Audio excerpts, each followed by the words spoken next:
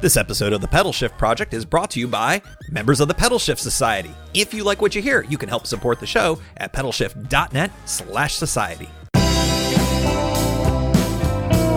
Greetings and welcome to another edition of the Pedalshift Project. The Pedalshift Project is a series of conversations, thoughts, and experiments around the bike touring lifestyle. From tips and tricks to ideas on how to ride your ride. Let's shrink the world by bike. Show notes and more are at pedalshift.net/158, and you can email the show, pedalshift@pedalshift.net, or call the voicemail hotline, 202-930-1109, and check Pedalshift out on all the socials as well. Hello, everybody, and happy spring. It is officially spring, I think, by the time this comes out. And I am excited about that because, man, I'm sort of done with winter. I don't know about the rest of you. Maybe you live in a place that doesn't really get winter. But if you live in a place that does, getting rid of that is sort of the first step in having much more bicycling and much more bike touring as a result of it. So super stoked that spring is on the way. I have a few things here to chat about in the opening little ramble here, the housekeeping section, that I want to jump into because this is a good show. We've got it's a kind of supersized show. This is I've got a review of The Great Ride coming up, the documentary film that was just released that you can see right now, in fact, through March 31st. We'll talk about that in a second. Of course, we got the Beginners Series, Training and Route Planning, and it's really, really good. We chatted a bunch, me and Steve, so got that coming along as well. First thing I want to mention before we jump into all of that, though, is it's official. You have spoken. The live show will be Sunday, March 31st at 6 p.m. Eastern Time. And the reason why you're going to want to come for that is that it is it's another tour announcement, and it is going to be announcing my longest tour in the last several years that's going to be coming this spring. I've drilled down, I've chosen it, I've kind of jumped over the wall, I've done a few things in terms of reservation, shall we say, that makes this happening. So I'm really excited to, after a little bit of more tweaking, it'll be ready for prime time and ready for announcement. So that's going to be coming again, March 31st at 6 p.m.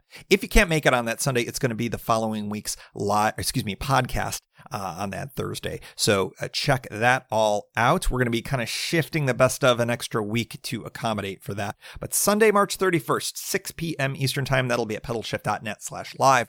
Or over on the YouTube channel at Pedalshift. And of course, you subscribe, you mashed the bell, you thumbs up the subscribe, but something.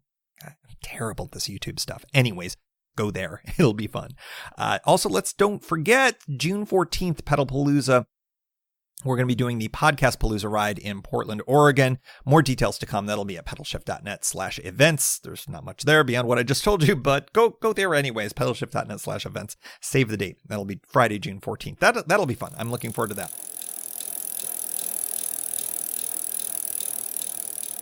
First up on the show, as promised in last episode, is I got a chance to watch The Great Ride, which is a documentary that is over at WQED.org. That is the WQED, of course, is the Pittsburgh public TV station for sure. If you go over to WQED, I'll try that again. WQED. I have problems getting that out. WQED.org.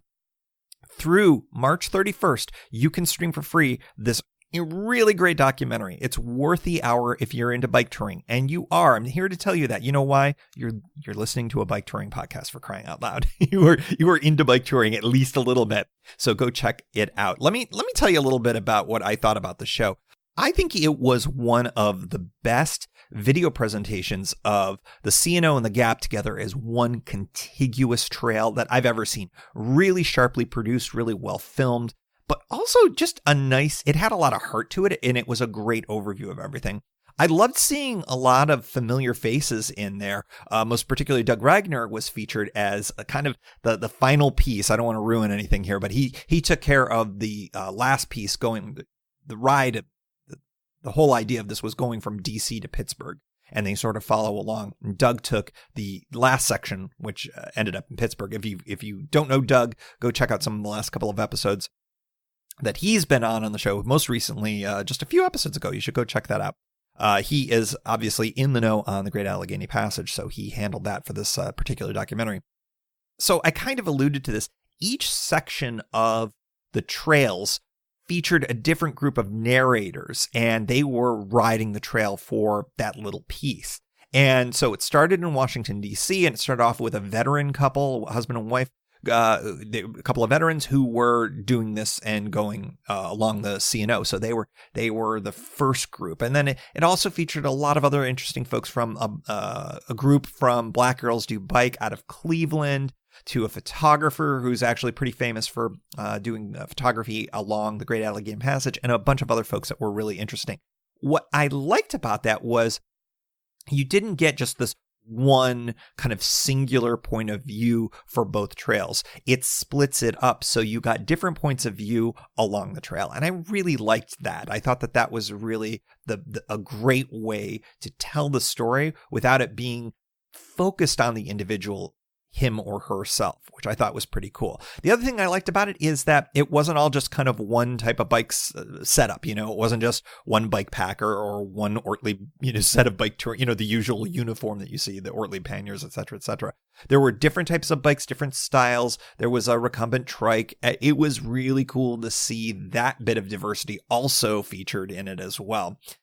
I loved, because I care about the history of both of these trails, I loved that they really took some time to tell the story of some of the history in there. We've got Civil War battlefields that are within a stone's throw of the trail. Of course, the Potomac River cuts a pathway through the C&O area, and the Castleman and some of the others, the other rivers that form the Yakanagi. Excuse me, I almost said the Mon, but it's the Yakanagi, Yakagani. I'm gonna, one of these days I'm gonna pronounce things right in Western Pennsylvania, I'm telling you. But telling the story of the history of those rivers and how they influence things, and how the railroads on the Gap part and how the canal for the C&O part were important pieces of commerce for the time where they were important. I thought that was really cool and interesting. And it wasn't overwhelming, but they of course didn't take away from the stunning scenery that you get on both of these trails. And the cinematography was really great. I have to say, this was the best shot video I've seen. And very clearly, they took a lot of time and had some really kick-ass equipment, to be honest, that they hauled out onto some of these trails. It was really nicely done, and it really helped to set the stage as they told these stories through the voices of the narrators as they went off on their adventures. I frankly would love to see this to be a success, which is why I'm telling everybody about this. And I really would like you to go check it out because it's for free. You can go check it out at WQED.org. But I hope that the success of this also encourages other public TV stations to get behind similar documentaries. Maybe one on the Katy Trail, maybe one on the Ohio to Erie Trail that we talked about last episode, the Cowboy Trail in Nebraska. I think that there's a lot of really interesting stories to tell. And I would love to see it beyond just sort of the stuff that we get to see on YouTube, as great as that is. It's really nice to see a high quality, really professionally done documentary done through folks in public television here in the States. So go check it out. See, there I go again. WQED.org. I don't know if this is going to be something that would be available to folks outside of the United States, but if it is, I certainly encourage you to take a look at it. It is just a stunning documentary and well worth your hour. Really good stuff. So thanks to the folks over at WQED and the folks that supported that project. It was really, really good. Next up on the show is the second part for our beginner series with Steve Martin. And I think that this was really great. We did a huge overview on two very, very important topics for folks who are just beginning in getting into bike touring. Number one, and the first part, is training. What are the different philosophies? What should you be thinking about when you're getting ready to do a bike tour? You know, are you jumping right off a couch and going at it? Or are you going to really try to get into quote unquote bike touring shape? We talk about that in the first part. The second part, we talk about route planning and how you figure out where you're going to stop at night, how you're going to figure out a mix of camping or hotel stays, things along those lines. Really good discussion that we had with Steve. And if you have not had a chance to get introduced to Steve, go back to Pedalshift number 150. That's pedalshift.net/150. I'll mention it again in the interview, and you can learn more about him and his ride. Without further ado, let's go to part 2.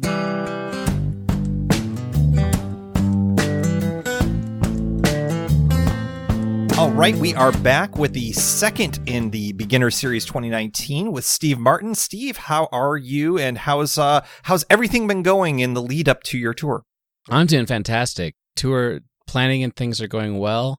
Fundraising is great. I've actually already passed halfway mark of my goal, which is amazing because I kind of feel like I've barely tried. So, but I'll take it. I'm really pleased to hear that, because that's usually the kind of thing that is, everything's going great, but the fundraising, I wish we could do more. But to be that far ahead of the game at this point, that's really, really great. And what's the website again, if anybody who's listening to the show wants to kind of throw a few bucks at you for this ride? It's rideforpd.org or rideforparkinsons.org. Either one of those will work. Awesome. That is fantastic. So anybody who is interested in supporting Steve's ride and the good cause that it is, first of all, listen to episode number 150 if you're like, who is this guy? And you can get a little bit more information on Steve's background and everything leading up to this ride. This episode, we are going to be tackling two different topics. Number one is training philosophies, and the second one is going to be route planning. So, and these are both upon request from Steve. So, and I think that honestly, these two topics may be in every single beginner series because they're just kind of the classic ones. It's like, how do I get in shape for this? And how do I figure out where I'm going to go? So these all make perfect sense. We'll start off with training philosophies. And I say it that way because I think that there are two and probably three different ways of looking at getting in shape ahead of a ride.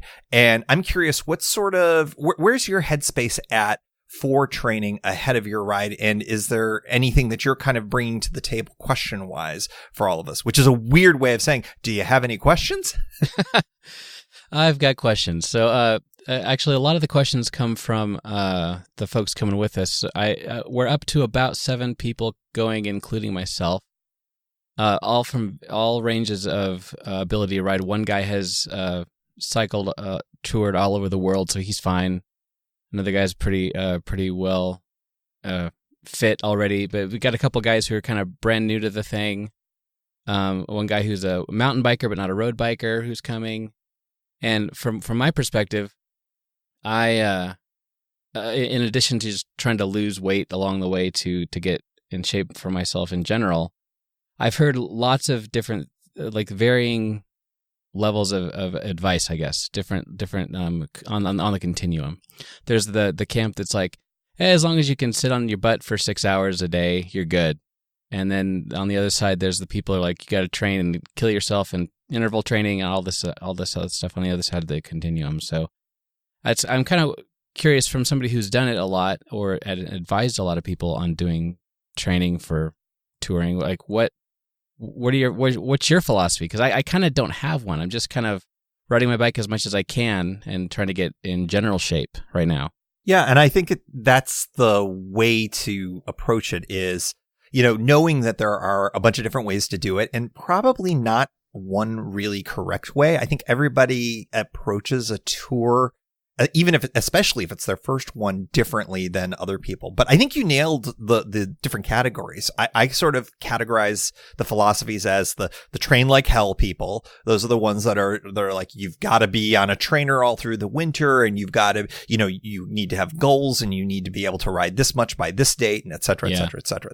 That. Then on the other side of the spectrum is you can ride your way into touring shape. That is a lot of folks will do that, will literally not sit on a bike for even a second and will hop on a bike at the beginning of a cross-country tour or a longer tour like what you're doing. And then there's other folks who are probably somewhere in the middle. And I think that's the ticket of folks who maybe are hoping to train like hell, but end up not necessarily getting to that point. Right. And they do some amount of training, but they're somewhere in between sitting on the couch until they're ready to roll, and the folks who are kind of hitting the trainer every day, even though there's a foot of snow out on the ground, which is probably somewhere around what the weather has been like for both of us in these last couple of months. So, I mean, I think that when it comes to training philosophies, you have to kind of go with, all right, where are you physically right now, and where do you need to be by the time you start rolling? For a lot of folks who are going to be doing really, truly long tours, I think that they can somewhat get away with the whole riding into your touring shape type of thing. If your tour is only going to be a week or two or something on the shorter side of things, and it's going to be going through some really rugged terrain, I think you need to be more towards the train like hell kind of spectrum. You've got to be ready. If you're going to be coming right off the couch and tackling the Continental Divide, how many times are you crossing it? Quite a few, aren't you? Technically, the Divide, I think, twice, but we're going over, I think, 4 passes. Four mountain passes. So you need to be in some kind of shape. And I think that from the perspective of your tour, I think hill work is more important than time in the saddle than anything else, because I think that those are the challenges that are going to be the unique barriers to what is going to be considered a successful tour on your part. Do you happen to have hills in and around the Fort Collins area? Just out of curiosity. Oh yeah, we're right up against the fort, the mountains, so we're good. That was me trying to pull a funny there, and it kind of fell a little flat. But anyways, yes. The idea is that I think that for your training rides, you're already at elevation. I think being in a headspace where you can kind of not have to worry about elevation and not be, I don't know, intimidated by the length of a long climb or anything along those lines. Those are the types of things that I think that you want to do. But I think you also want to look at this and take a cue from folks who do long distance running, marathon trainers. When they train, especially first timers or folks who aren't constantly aren't in constant running shape, they never do a full marathon as a part of their training for a marathon. So what do? They go out for long runs and they get those runs to become progressively longer. But there's a pattern to how they approach the training.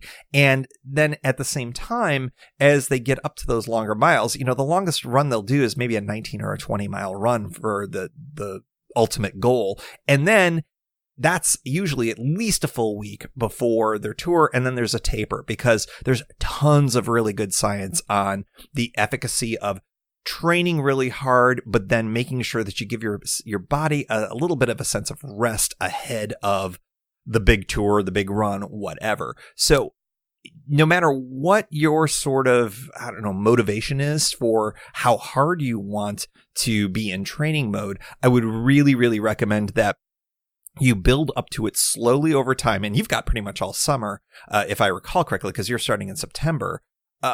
So you've got a lot of time to slowly build up those miles to really get your endurance built up. But then I would definitely recommend that you take a solid week and maybe even a touch more where you're doing just sort of real chill rides. Maybe the kind of riding that you're going to be doing in the spring is going to be very similar to what you're going to be doing in the week or two leading up to the kickoff of the ride, because you're not going to lose all of the benefits of the training that you did all through the summer, and your body's going to have a chance to kind of be at tip-top shape. It gives it I wish I understood why tapers work so well, but it's pretty established in the sports science world that that's a really good thing.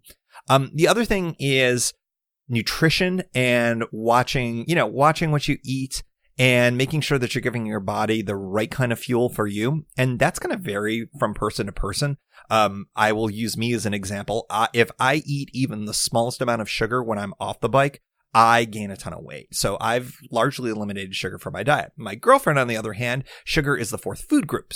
And she's, about 110 pounds or something like that. So yeah, you have perfectly described my wife and I. Exactly. Right. So, those are the types of things that are very tailored to what your eating style is. And I think that comes to the last piece. And I think that it's especially true for you with what you're dealing with and what you're kind of going through with this ride, is to know your body and to make sure that you're listening to it through the training.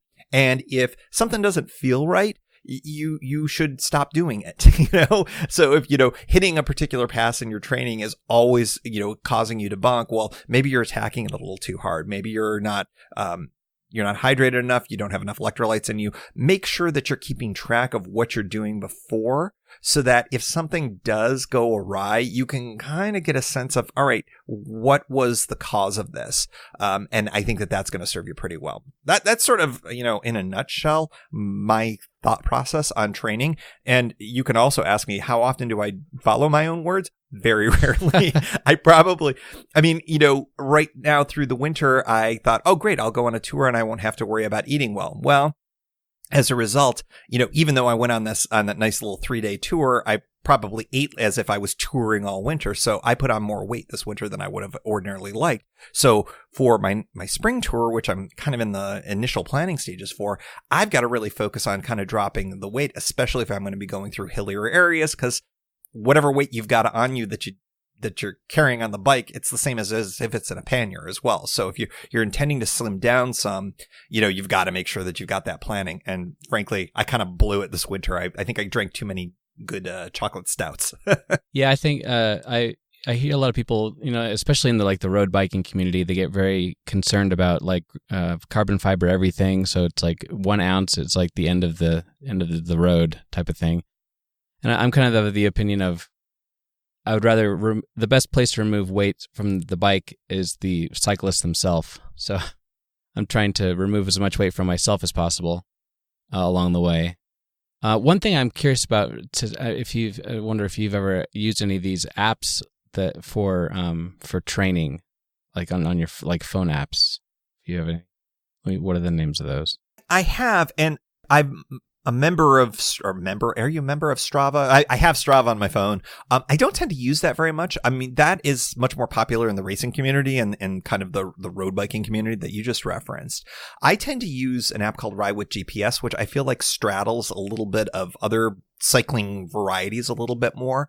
And I don't know if I would say I use it so much in the training perspective, although I will say it is nice when I will tend to go off on rando rides, like where I'm just sort of like, I don't know where I'm going to go. I'm just going to keep following bike lanes and paths and things like that. And whenever I get tired about halfway, I'll turn around and come back. And it's always nice to know what was the distance that I went. And I'm always surprised what speed I was going as well. I don't ever kind of add all these things up and say, oh, great, I'm going to chart this and keep track of that. Even though I'm nominally into data, for whatever reason, the data of bicycling never really grabs me so much, which is unusual because I get into data-oriented analysis for all sorts of other types of things.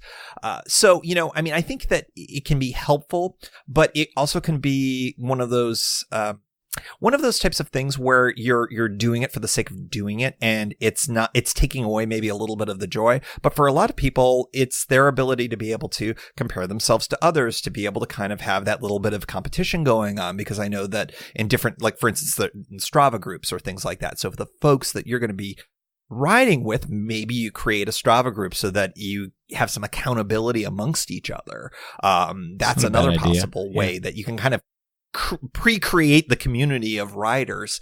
And when you see that your buddy who is maybe you're kind of like, oh, that guy's in a little bit better shape than me at this point, and he's already off doing these passes and I haven't done that, or we did a similar ride, and it's a good way of kind of showing that comparison.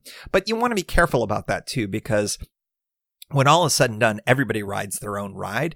And although you're going to be cycling as a group, I'm not sure if you're all going to necessarily be cycling together. And that gets more into the group dynamic stuff that we'll be talking about on a future episode. But, it's stuff to keep in mind as part of the training, because, the tour doesn't just begin from your first day. It really begins once everybody sort of agrees that they're going to be doing a tour with you. So in some ways, the training regimen of training together, even if you're not cycling together, does make some sense as well.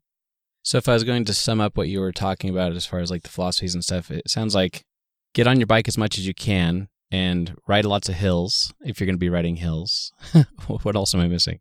I think that if you are concerned about the amount of time that you're on the bike, and I think maybe this is something worth chatting, because you had mentioned that one in your recitation of the philosophies, that there's a group of folks that say all you need to do is be ready to be in the saddle for 6 hours a day.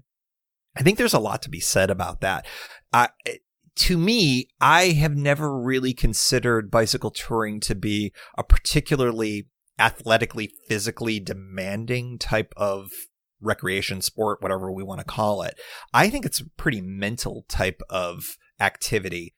And there's a lot to be said about, we tend to do things in hour to 2 hour chunks in our lives. And there's a lot of different interesting studies about the psychology of adult education, that if you do something for more than 90 minutes and don't change gears, don't give a break, then you're losing your audience. I think that speaks, at least in an analogous way, to how our minds handle lengthy periods of time where we're doing just the same thing, like say, bicycle touring.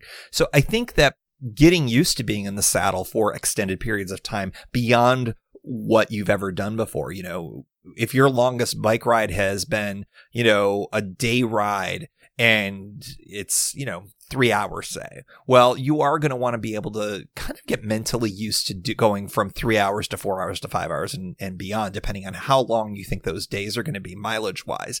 So in some ways, and this gets a little bit to our route planning segment, which we'll be doing next, knowing what each day is effectively going to look like, or at least having a good idea of what is your longest day going to be, and knowing how long you're going to have to be in the saddle, knowing that there are a host of factors that will shrink or expand how much time you're going to have to be in there. Don't forget that sometimes you're going to get a flat, or folks you're going to be riding with are going to get a flat, or things are going to intervene and your day may end up becoming longer. So that's sort of a really roundabout way of saying you do want to be ready for the mental aspect of long days, because it's different than just sort of hopping on your bike and going to get groceries, like I do through so much of my bicycling on the day-to-day level. But I think also once you get attuned to that, which comes relatively quickly, you don't have to worry about it. But I do know that it's a big barrier to entry for a lot of folks who are involved in bicycle touring, that it starts to weigh on their mind, and then it starts to manifest, I think, itself in physical ways, almost always in the saddle, it seems like. So there are folks who will start bicycle touring and then they'll be like, I'm getting numb in my sits bones, or I'm getting numb in my hands, or whatever. And there's definitely a physical component to it, but I do think that the mental part of it is the thing that starts to feed it. So getting used to being in the saddle for a long period of time can kind of forestall a lot of this. Yeah, I like how you frame that as far as it being a heavily mental thing, because like when I talk to like my parents or whatever about this tour, the immediate thought that comes to their mind is that's a lot of time. Like this sounds like this massive physical undertaking. But I think I personally forget about the fact that it is a very mental thing. It is. And I think also knowing, how do you handle being in your own head for a long period of time? Are you the type of person that needs constant stimulation? Do you need when you're working, do you play music? Do you have podcasts in the background? Do you have the TV on? If you're working in an office type of an environment, or in any kind of an environment like that, are you constantly getting up to interact with people? All of those types of things will help inform what's sort of the best way for you to approach the mental aspect of the ride. For me, I tend to be considered a little bit more of an extrovert, so I get my energy from interacting with people, except when it comes to bicycling. I'm a super huge introvert when it comes to cycling, but I also like to have my mind be pretty active beyond just what's kind of going on around me. So I'm paying 100% attention to what's going on around me. I know what the traffic is if I'm on a road, but I've also got music, or I've got something else that sort of helps to engage my little, in yoga, we call it the monkey brain or the monkey mind. It's like having something there to sort of keep it at bay at the same time. That actually helps me focus a little bit more. If I was forced to do a bicycle tour with absolutely nothing going on other than the sounds of the ride itself, I would lose my mind, and it would be really bad. I'd like to do it for short periods of time because I do like to interact with the nature of what's around me. But at the same time, if I had to do a ride on the C&O, which is just here in my backyard, it's 184.5 miles. If I had to do that without any kind of music or podcast or something like that, I probably would quit by Harper's Ferry, which is about a day ride from here. So, know those things about yourself and cater to that. But also, it's the same thing as sort of like if you were told to eat the same thing for a week, you would get sick of that thing by the end of the week. So make sure that you've got the types of things that are going to keep your mind at bay. Give yourself that variety as well. And like I said, this changes for different people. So, you don't necessarily want to bring music and podcasts along with you. That works for me. I like using earbuds. I know that's a huge, that's a bit of a controversial thing for a lot of folks. I tend to find that it drowns out. It helps to block the traffic noise a little bit, but I don't ever have the volume so high that I don't know that if there's a car behind me or obviously in front of me. But there are lots of folks who feel very differently. That's what training is for also, is that you will start to find those things that give you the comfort to continue to ride and will be the right amount of, I'll use the word distraction, even though that's probably not a good thing to have, but the thing that will kind of make your brain a well-oiled machine as you spin away, for, 4, 5, 6, 7, 8 hours a day. Just, it depends on how long you're going to be cycling. Oh, and breaks too. That's another element to it. And that kind of also goes into the training element. Are you good taking lots of small breaks? Are you good taking 1 or 2 big breaks? You're going to learn that through your training as well. So that's the other thing, is that these are many ways to learn more about your body and how it reacts to the physical, but not insanely physical aspects of bike touring. Awesome. Yeah, thank you. So I think that sort of covers it in a bit of a nutshell. I mean, and we can definitely talk about more about training, because that's something that you're going to be dealing with for, well, really the better part of the next 5 months at least. So we can definitely come back to this as things go along. We're going to take a quick break and talk about Hawbuck Dyneema wallets. You know Hawbuck if you've been listening to the pod lately. It's a Chicago-based maker of minimal ultralight wallets made out of super strong Dyneema composite fabric. For years, I have struggled with my George Costanza wallet on tour. You know the type. Way too many cards, receipts from who knows when, about 4 inches thick. That's the one. I put it in my pockets and I feel it with every single pedal. Put it in my handlebar bag. I'm always worried I'll forget it when I leave the bike and return to find it stolen. Then I tried a Hawbuck, and it's my bike touring wallet. I just slip in a credit card, my ID, cash, maybe some Pedalshift stickers, and it is awesome. It's so light and it's so low profile, it fits in the zipper pocket in my touring pants. But it's so light and airy, I didn't think about it once during the entire Florida tour, and I always knew where it was.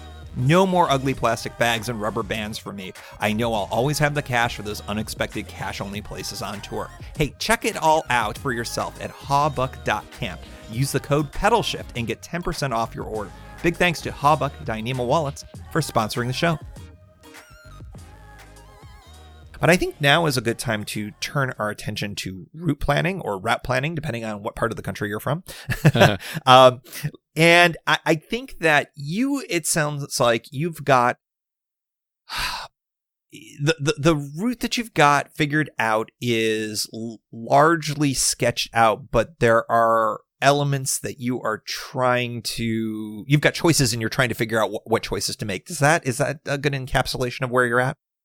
Yeah, like you said, it's roughly sketched out. I know the beginning point and the end point and kind of a couple spots in the middle, but it's really, the question for me comes down to which roads, like how do you pick which roads to take, distance per day versus elevation change. I'm not sure. I tend to overanalyze things a lot of times, so I've got the feeling that I'm doing that with this, like the training thing. Maybe I'm tracking too many things or something, and maybe I just need to be a bit more zen about it. I don't know. Yeah, I mean, I don't think that it's wrong to be mindful of these things because, if you've got a, light rolling hills kind of a day, well, you're going to be able to bang out a lot more miles than if your entire day is this, 40-mile, 10% grade ascent. I mean, I don't even know if that exists, but, in any event, being mindful of what your terrain is going to be vis-a-vis what your energy output is going to be and what your speed is going to be. You've got to be at least somewhat mindful of that. And I think that when it comes to route planning, one of the great ways to approach it is to just say, I don't need to invent the first route through these areas at all, because this is a huge cycling area, and chances are where I want to go has not only been done, but it's probably been done several times before, and people have written journals about it. So one of my first places that I like to go to is I'll check out whether or not this is an established route in the first place. So if I'm looking at doing an area around the coasts or something like that, any place where it's sort of like, well, there's really only kind of one road, chances are that if it's in the States, the Adventure Cycling Association has already mapped this out, and they've got maps and they've got a suggested itinerary and all of that. And sometimes that can be really helpful. So I don't know if that's the case. If your route has any kind of an overlap with any established routes, and it doesn't have to just be the ACA. Very often the states individually will have their own bicycle routes, and that can be really helpful as well. So checking out the State Department of Transportation is often a very helpful thing as well. So that doesn't always give you all the answers. And that's when you get into okay, I'm going to have to at least build this route myself, at least partially. And when it comes to that, I look at probably 3 different categories of things. And the first thing that I look at is online journals and CycleBlaze, Crazy Guy on a Bike, individual blogs, any of those folks out there that have existing resources where you go to the website and you just kind of tap in maybe one of the cities that you're going to be going through, or the state, any kind of a way to find those routes narrowed down, and maybe you'll be able to kind of pick and choose from a few of them, especially if the route that you're thinking of has an already predetermined name. If you've already figured out, oh, well, this is sort of the XYZ route of Colorado, well, then you might be able to find that by name. That can be really, really helpful for 2 reasons. Number one is this is a person or a group that has done the route that you're looking at, or at least a piece of it, and they've already tested it out in terms of the length that they went that day, how many days. They've done a little bit of the work for you by writing it ahead of you and talking about it. You can also learn from some of their mistakes, maybe. And sometimes you can read some of these journals, and they will say, I was intending to do 70 miles this day, and that was a stupid idea. And so, you can learn from those journals and their mistakes, and that can be super helpful as well. But that's a good starting point, because then you can say, oh, okay, here is an itinerary that was already done. I can see where there were some mistakes made. I can see how weather or mechanicals impacted. It's a story, but it's a single data point. So what you want to do is try to collect a bunch of those if they exist. Another source of data that I find to be really, really helpful is Ride with GPS or Strava heat maps. Okay. And those can be very helpful, especially the latter one.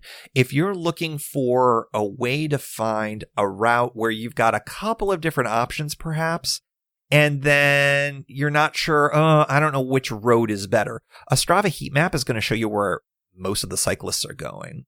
And so that sometimes will answer the question for you as well. Ride with GPS will do that, although I don't think they have kind of a heat map function. You can do the same thing that you do for CycleBlaze or any of the other online journals. Throw in some cities and within 50 miles of X, and then all of a sudden you can kind of see the maps. And the nice thing is often those will come with turn-by-turn directions, and it can push your route making to the next level, and you can use that app for the actual routing that you want to do. If you pay for there's a mid-tier for Ride with GPS, you can actually draw the maps yourself in the planning stage and then use those for turn-by-turn. Or you can export the GPX data if you happen to use a Garmin or something along those lines. If you're a paper maps kind of person, well, it can still be helpful, because then you can kind of match it to your paper map and make your itinerary, your turn-by-turn kind of a thing from that. The last thing that I think can be really, really, really helpful, and this was particularly true for me on this last trip in Florida, was using Google Street View to see what the roads are like. So often I look at maps and I go, well, this looks like a low traveled route. This looks great. And then I'll look on Google Street View and I will see that there is no shoulder. And as I kind of click along, I'll see that it's 60 miles per hour. Well, that at least gives you some information right there. Now but you know why it's a low traveled route, right? Exactly. But but the one thing that I'll say is that there was a road, and I literally, before you and I started chatting this afternoon, I was doing some editing of the Florida video, and one of the roads that turned out to end up being my favorite road of all. It was great, even though it was a 60 mile per hour road, and it had about a 2-inch shoulder, if you could even call that a shoulder. I mean, it was sort of like the weight paint was like kind of touching the grass, but there was this little mini strip of asphalt that they didn't quite get to.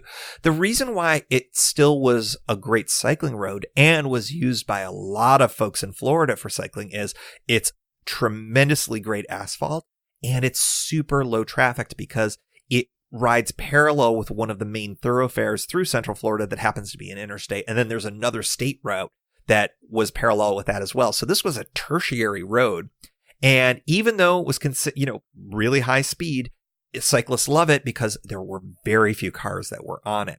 So how do you kind of get all this information? You cobble it all together, basically. It's like, okay, well, Street View can give me an idea of what this all looks like. What's the condition of the road? When were these images taken? Because Google gives you all that data.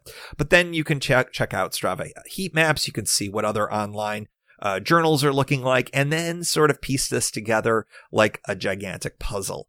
Very often, I don't have to go through all of these things to get a good picture of what the route that I'm building looks like or would ride like.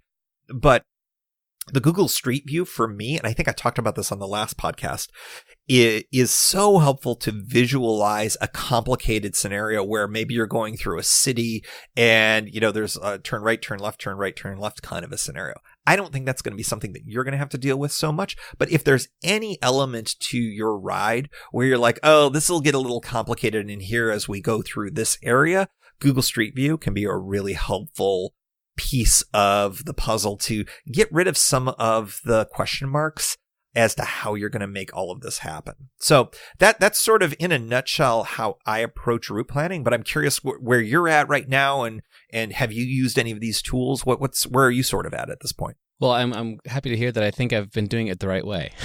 So always a bonus, right? Right. So as I said, the plan is to start at the New Mexico border and go straight north up to the Wyoming border. And so I wasn't able to find any well-worn biking paths in the southern part of Colorado in that area. It's most of the transcontinental trail goes kind of across Colorado hits the mountains, and it kind of goes north into Wyoming. And so what I did a lot of Street View, like clicking for hours. It seems like, making sure that there's like plenty of shoulder and it looked like it was not too busy. I'm really interested to look at the Strava heat maps. I didn't even know that was an option. I did come across the Colorado Department of Transportation has a map that shows like average. I think I heard you mention this. That there was one of these in for your Florida trip as well. That's right. And it was really helpful. Yeah, to see like it'll list the width of the shoulders on the roads and how many cars per hour and how many trucks per hour, that kind of stuff. That's been helpful. But what I decided to do, I was originally planning to go up over through Leadville and over the mountains that way. But then the more I started looking at it, I finally broke down and bought the Colorado section of the Trans-America Trail from Adventure Cycling Association. And I was looking at it, and I can just with like 10 more miles, we can pop over to Hartselle, Colorado, where if anybody's familiar with the area. And from Hartselle all the way to the border, we're basically following the Trans-America Trail, which is really, like you said, lots of people expect bikes along those routes a little bit more than others, and it's well traveled already. I think that that's a really good way to approach it because, and what you said was key. Folks are used to seeing cyclists on these well-trodden routes, and there's nothing better than that because, again, I'll go back to my Florida example and throw one more thing in there, one more little element of information gathering. There is a local cycling club on the Space Coast of Florida, and they do an annual ride every year and went on this one crazy fast road. But since that was part of their route and they regularly ride it, I knew that a local cycling group wouldn't steer me wrong. And because local cycling groups use that road a lot, the folks who drive on it, who presumably are driving on it only because they have to. Maybe they've got property on that road or there's some reason why they're on that road. Man, they give you a ton of wide berths. That's so good. I think that and it's sort of the same idea as the Strava heat map. It's just sort of like, maybe it's a little more old schools. Checking out to see and simply Googling each of those towns that you're going to be going through. Is there a cycling group in each of those towns? And maybe you can kind of reach out and say, hey, what's a good route? That can be a really helpful piece of information as well. But, the one thing about an ACA route is not only is it a well-trodden path, they've ridden it a bunch of times themselves.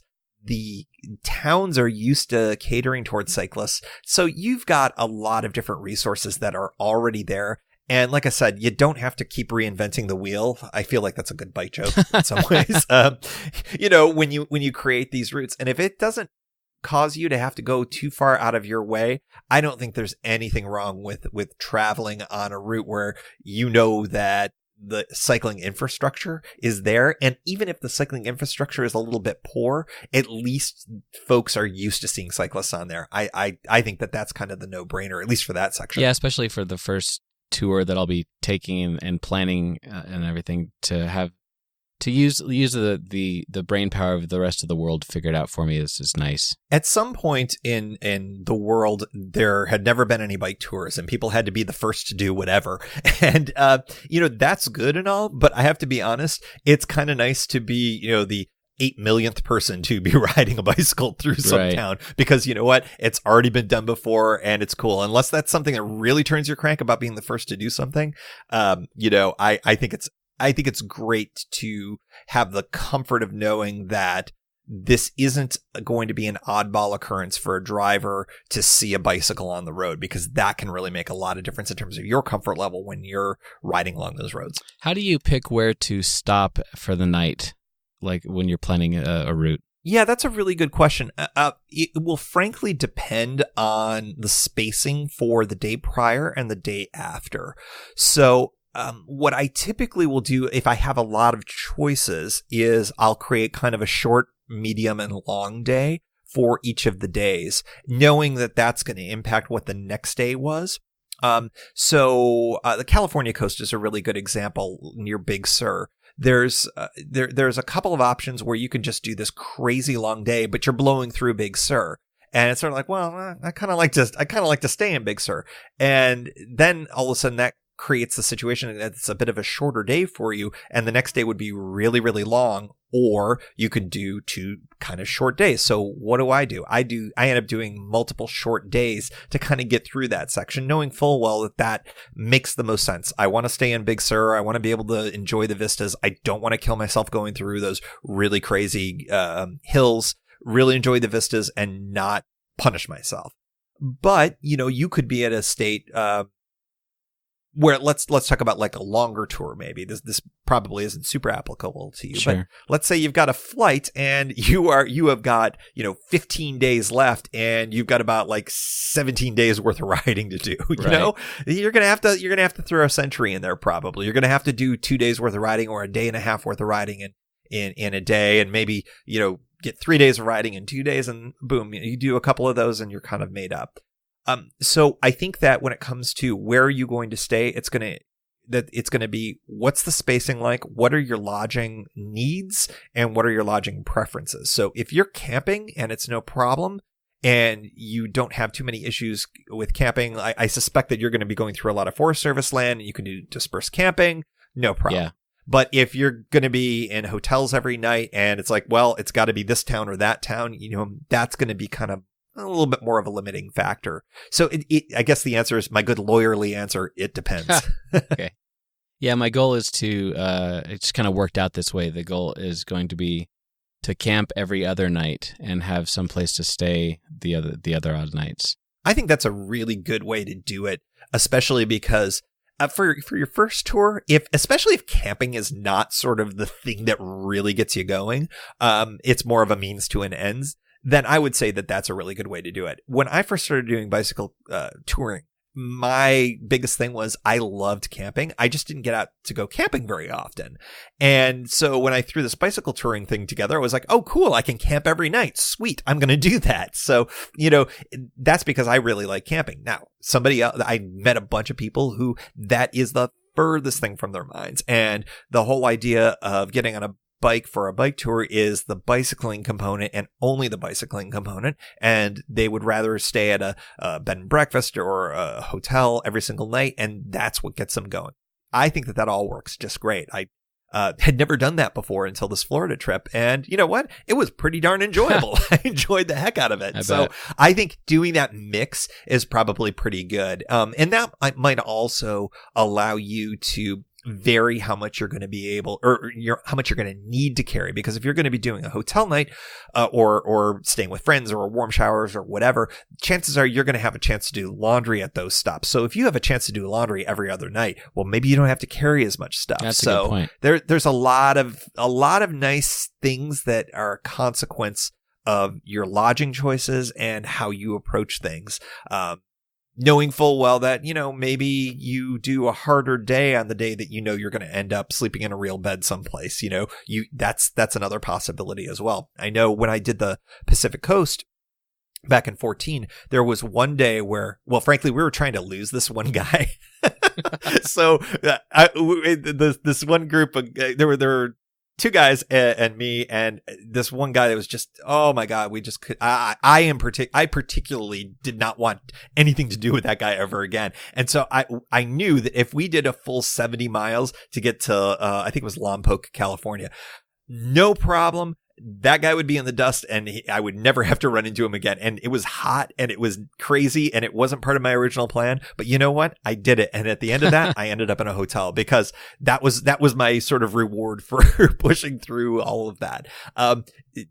Hopefully that will not be an issue for you because you're going to be traveling in a different way. But the idea is that at the end of that longer day, having an actual hotel and there were restaurants and, I didn't have to kind of pull out my propane stove and everything to make dinner. I went to a Chinese buffet. So, right. Just these little things that kind of add up. And, as your route gets more, I don't want to say finalized because these things are never truly, truly final in some ways. You can kind of make some of those strategic decisions, especially if the camping is a little bit more flexible for you.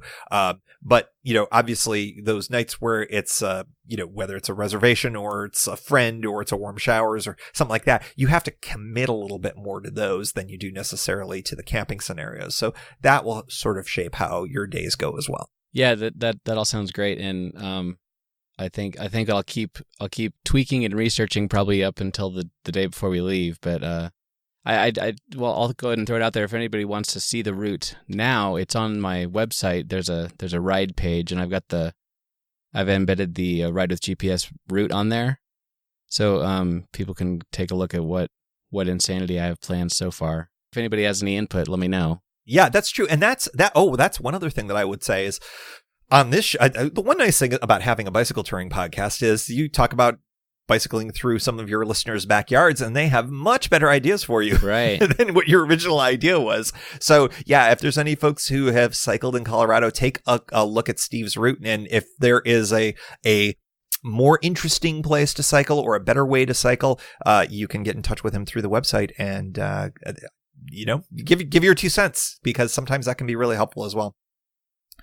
All right, Steve. Well, guess what? We are done with this particular session. I guess we'll call it a session of the series. And the next time I'd sort of teased in the first session that we're going to be talking about group dynamics because that was one of the things that you talked about. And I said I have a guy. Well, as it turns out, that guy is game to chat. Oh, so we're going to be chatting on the next, our next session, which will be coming up in the next couple of months or so. We're going to be chatting with Guthrie from the Sprocket podcast on group dynamics and tours, because he has experience leading tours. So Fantastic. I think that he is going to be a particularly excellent person to chat with about that element. And of course, we'll probably have another topic as well. So I'm looking forward to it. And any last thoughts before you kind of turn around energized and invigorated, knowing more about your training philosophy and your route planning? No, I think I'll just keep spinning in the basement until it warms up a bit. But someday we will have spring.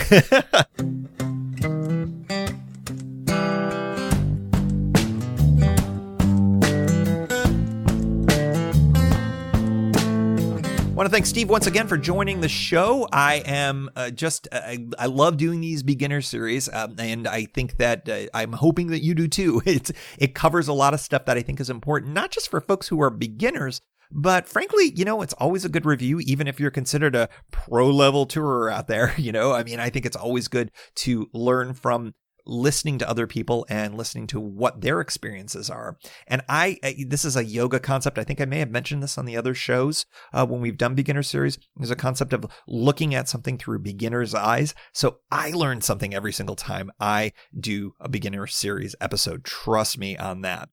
So check that all out in past episodes. You can even go back to last year's beginner series, because there's all sorts of good stuff from there. We're going to be doing another part at least, and probably another couple of parts through the summer. In a couple of months, of course, as I mentioned, we're going to be getting Guthrie from the Sprocket podcast to talk about group dynamics on tour. And I think he's got a ton of great stuff to say about that. So I'm looking forward to getting him on the show and getting him and Steve together to chat about that.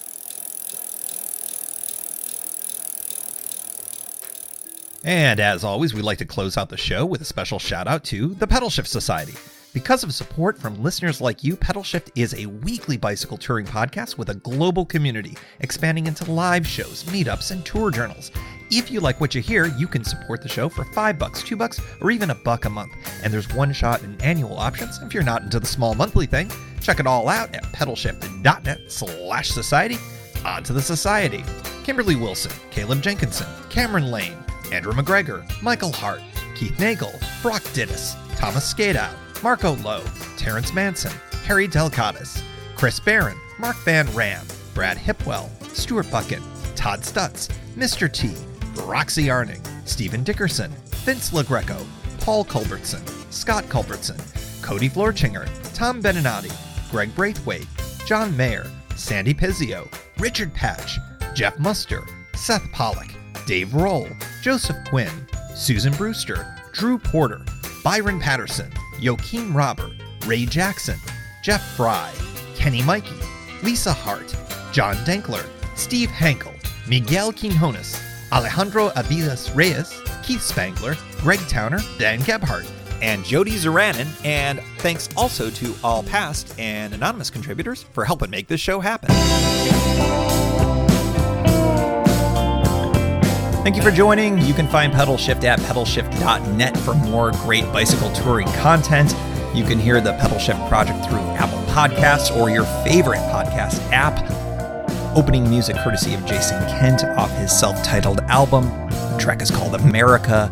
Check out his band Sunfield's latest release, Mono Mono, wherever cool music is available.